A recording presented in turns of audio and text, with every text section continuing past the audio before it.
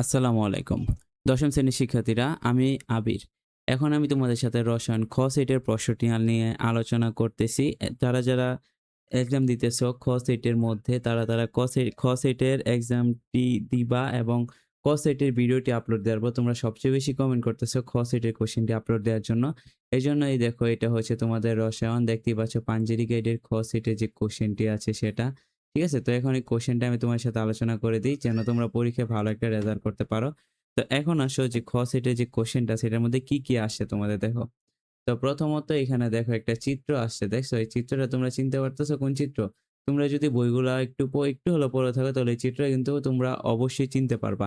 ক নাম্বার লিখছে দেখো, ইউনিভার্সাল ইন্ডিকেটর কি? খ নাম্বার, বিশুদ্ধ HNO3 অ্যাসিড নয় কেন? গ নাম্বার, উদ্দীপকের বিকারের বিক্রিয়কের ঘনমাত্রা নির্ণয় করো। বুরেট সম্পূর্ণ HCl বিকারে যোগ করলে যে দ্রবণ প্রস্তুত হবে তার প্রকৃতি বিশ্লেষণ করো। তারপর ক নাম্বার হচ্ছে পিএইচ কি? খ নাম্বার, খড় পানিতে সাবান ফেনা তৈরি হয় না কেন? জেড ধাতুর তৈরি পদার্থের উপর ওয়াই ধাতুর প্রলেপ দেওয়া সম্ভব? চিত্রসহ ব্যাখ্যা করো। গ নাম্বার, এক্স ওয়াই দ্বারা গঠিত যৌগটির জলীয় দ্রবণ কোন প্রকৃতির? যৌগটির বন্ধন গঠন সহ ব্যাখ্যা করো। তারপর দেখো ৩ নাম্বার, সমগোত্রীয় শ্রেণী কাকে বলে? একই স্থূল সংকেত একাধিকবার যৌগের হতে পারে, ব্যাখ্যা করো। পরিবেশের উপর এক্স ওয়াই এবং জেড গ্যাসের ক্ষতিকর প্রভাব ব্যাখ্যা করো।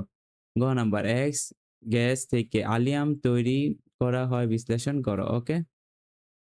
তারপর দেখো ৪ নাম্বার যে কোশ্চেন গুলো আছে, আকরিক কাকে বলে? গ্যালানা লেড ধাতুর আকরিক ব্যাখ্যা করো। এম যৌগ হতে সংক্ষিপ্ত ধাতু নিষ্কাশন ব্যাখ্যা করো। উদ্দীপকের এক যৌগটি জারণ এবং নিরোধন ধর্ম বিশ্লেষণ করো। ঠিক আছে? তারপরে এই যে দেখো ৫ নাম্বার, অ্যালকাইন কাকে বলে? ইথানল পানিতে দ্রবণীয় ব্যাখ্যা করো। কিউ যৌগতে কিভাবে যৌগ প্রস্তুত করা সম্ভব, ব্যাখ্যা করো। পি ও কিউ যৌগের পারস্পরিক রূপান্তর বিশ্লেষণ ব্যাখ্যা করো। তারপরে এই যে আসো ৬, তারপর আসো এই যে ৭, তারপর দেখো এগুলো দেওয়ার পর তোমাদের যে সংক্ষিপ্ত কোশ্চেন গুলো দেওয়া লাগবে সেগুলো হচ্ছে, পিএইচ এর গুরুত্ব ব্যাখ্যা করো। পানির অস্থায়ী ক্ষারতা তাপ প্রদানের মাধ্যমে দূর করা হয় কিভাবে? খনিজ ও আকরিকের মধ্যে পার্থক্য কি? ক্যালসিয়াম এর নিষ্কাশন ব্যাখ্যা করো। গ্যাসোলিন, ন্যাপথা, পেট্রোল গ্যাসের ব্যবহার লিখো। অসম্পৃক্ত হাইড্রোকার্বনের মধ্যে ২ টি পার্থক্য লিখো।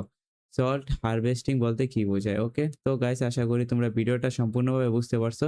আর যদি ভালো লেগে থাকে এবং এই প্রশ্নগুলো পাওয়ার পর যদি তোমার কোনো ধরনের উপকার হয় তাহলে আমার চ্যানেলটি সাবস্ক্রাইব করতে ভুলবা না। আল্লাহ হাফেজ।